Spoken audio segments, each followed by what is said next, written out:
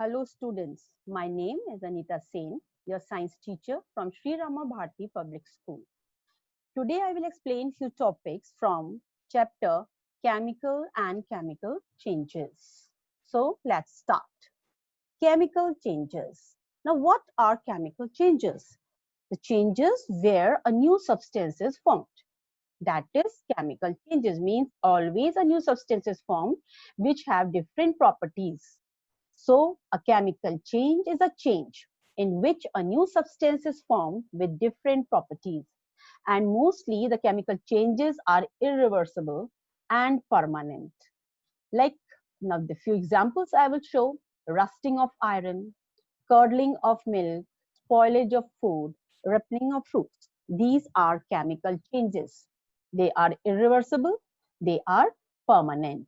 Now, some of the properties of a chemical change. The first thing is change in energy. Whenever some chemical changes occurs, sometimes they give out heat and sometimes they absorb heat. A change or reaction in which heat is released. A change or reaction in which heat is released is known as exothermic reaction. But a change or reaction in which heat is absorbed is called an endothermic reaction. That is the difference between two. Simply, they few reactions. In few reactions, they can give out heat, and in few reactions, they absorb heat. According to that, the name of the reaction is exothermic and endothermic reaction. Now, the next is change in color.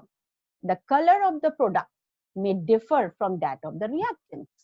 Like if we will say copper sulfate is blue in color, but after reaction, the product is of green color. The product is of green color. Then comes evolution of gas. There are few chemical reactions where the gas is evolved, where the gas is produced. The gases produced can be hydrogen, it can be carbon dioxide, it can be ammonia. Then comes the formation of precipitate. In some chemical changes, the product formed is separates from solution, and this insoluble solid is called a precipitate. And this insoluble solid which separates from the solution and settle down, that is known as precipitate. Now I will show few more examples of chemical changes where the chemical change occur, which is irreversible, which are permanent, like rusting. I think you all are aware of rusting, the process of formation of a reddish brown flaky substance on the surface of iron objects in the presence of moisture and air is rusting. For rusting, two things are required. They are very essential. One is moisture, presence of humidity, and second is air, or we can say moist air.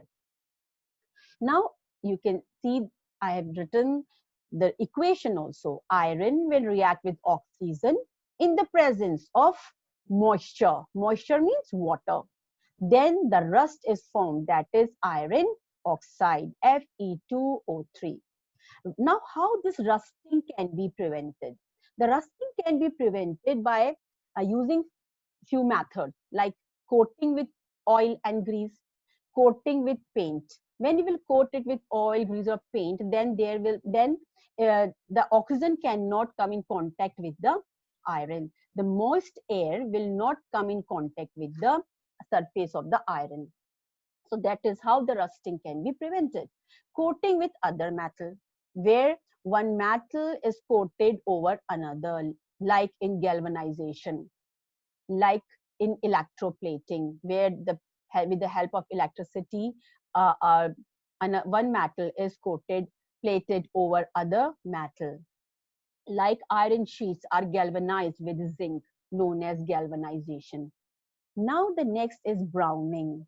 Brownings, if we can see at home also, some of the vegetables and fruits, when we cut them and we keep it in the air only, after some time they turn into brown color, because whatever compound is present in those fruits or vegetables, they come in contact with the air and they react with the air, and then they turn into brown color.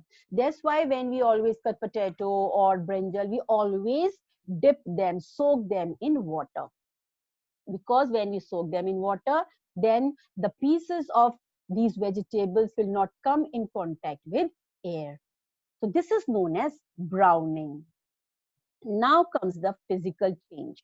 Now, till now we were studying the chemical changes, and I told where a new substance is formed with different properties, and they are irreversible and permanent. Now the physical change. Some changes do not produce any new substance. Only the change is there in their physical properties. Might be their shape will change, their size can be changed, and their state. State, solid, liquid, gas, there can be change in their states. Like the examples are melting of wax, melting of ghee, melting of ice. They all are physical changes, means the state is changing. Drying of wet clothes, drying of wet clothes. Then dissolving common salt and sugar in water. When we are dissolving salt or sugar in the water, they only form a solution, but their physical properties will remain same. Then comes freezing of water. When water freezes, it becomes ice.